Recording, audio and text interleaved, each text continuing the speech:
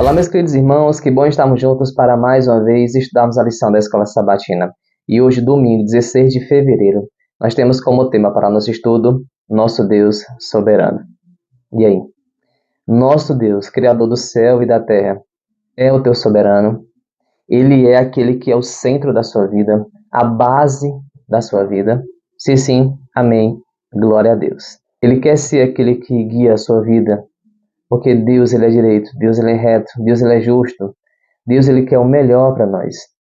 Nós temos que entender, amados irmãos, se você tem esse pensamento, eu imagino que não, mas se porventura você tem o pensamento de que Deus ele tem o controle de tudo e de todos e faz com que todos nós venhamos a fazer somente a vontade dele, a gente tem que mudar esse pensamento. Deus ele não criou robôs, a gente viu isso na lição da semana passada. E seria até sem sentido uma criação dessa. Então Deus ele deu a todos nós o livre-arbítrio. E a gente entendendo isso, a gente consegue trazer para nós a culpa de todos os nossos erros. A culpa ela não é de Deus. A culpa é nossa em ter feito as escolhas erradas. Deus ele concede a todos nós o conhecimento do bem e do mal, o entendimento do que é certo e do que é errado. E nós decidimos andar por caminhos errados, então a culpa ela não vai ser nunca de Deus.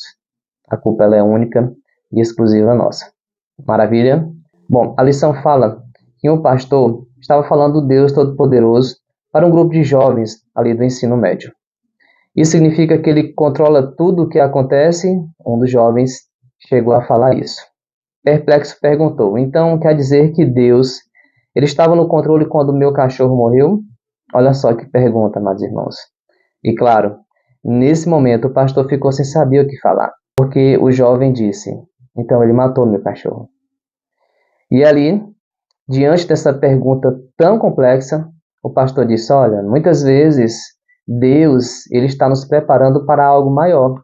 E ele citou a vez que morreu o cachorro dele, Deus preparando para que quando o seu avô morresse, ele já soubesse lidar com aquela situação. Claro, não se compara ambas as situações, mas para um jovem, ter uma perca de um animal que muitas vezes é tão apegado, para um jovem, muitas vezes se equivale à perca de uma pessoa próxima.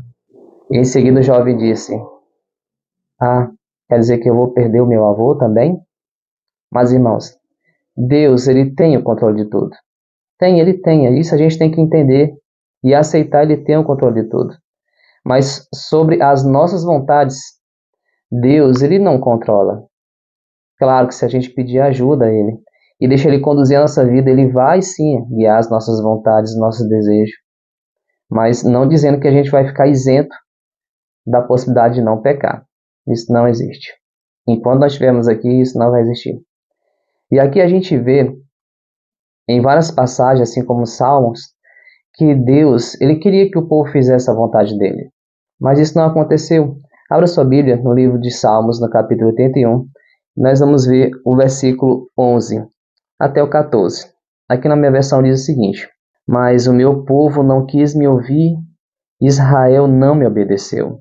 Portanto, eu deixei que eles andassem nos seus caminhos de teimosia e que fizessem o que queriam. Como gostaria que meu povo me ouvisse, que o povo de Israel me obedecesse. Eu derrotaria logo seus inimigos e castigaria todos os seus adversários. Então olha aqui, amados irmãos. Deus queria que o povo de Israel andasse no caminho que ele preparou para eles. Mas esse povo não quis. Esse povo decidiu a não fazer a vontade de Deus. Já aqui no livro de Isaías, a gente vê uma história bem parecida, em outro cenário. No capítulo 30, no versículo 15, diz o seguinte, o Senhor, o Santo de Israel, diz ao seu povo, se voltarem para mim e ficarem calmos, vocês serão salvos.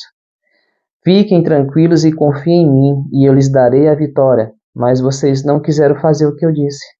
Olha só, amados irmãos. Então a gente vê que Deus ele tem o controle de tudo e de todos, mas ele não usa desse poder.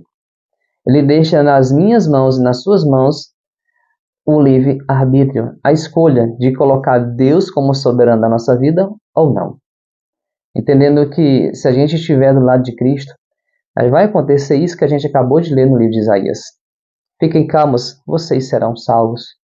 Basta a gente confiar no Senhor, e com certeza a vitória vai vir. Mas é tão difícil confiar no Senhor, porque nem sempre a vontade de Deus acontece no nosso tempo, não é, irmão? Não é, irmã? Mas eu convido você, na verdade, eu faço esse desafio a você neste momento. Entregue sua vida nas mãos do Senhor. Deixa Ele ser o soberano da sua vida. E tenha paciência em esperar a vontade dEle, que é boa, perfeita e agradável para cada um de nós. Deus é perfeito, é reto. Deus é direito em tudo que faz. Deus é perfeito.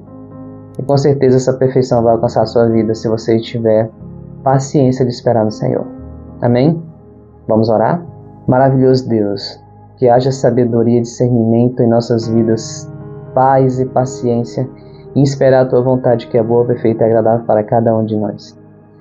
Que a gente descanse nos Teus braços, para que em nome de Jesus nós venhamos a viver o incrível que somente vem do Senhor. Que o Senhor nos perdoe, nos limpe e nos restaure. Em nome de Jesus, amém.